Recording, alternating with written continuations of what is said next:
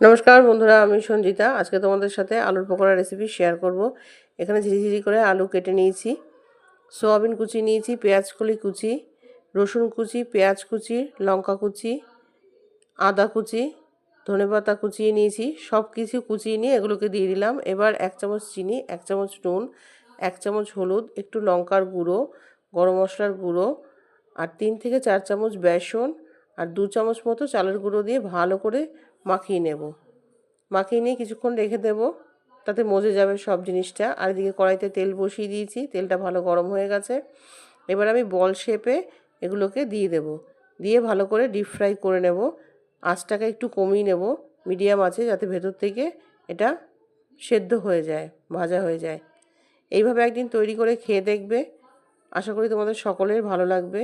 রেসিপিটি যদি ভালো লেগে থাকে তাহলে চ্যানেলটিকে সাবস্ক্রাইব করে দিও। আজকের মতো ভিডিও এখানে শেষ করছি, টাটা।